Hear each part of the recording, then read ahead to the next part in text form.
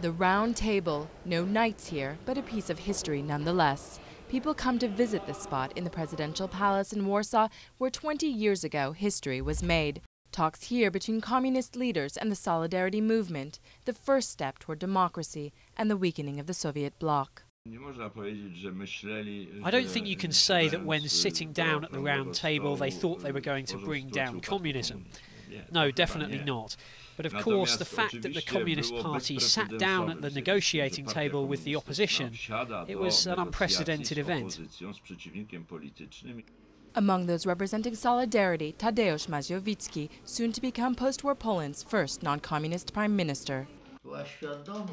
Both sides were conscious that Poland needed to do something to end the paralysis. Each side had different views about what would happen once it was resolved. The communists thought the situation would improve while keeping the current regime.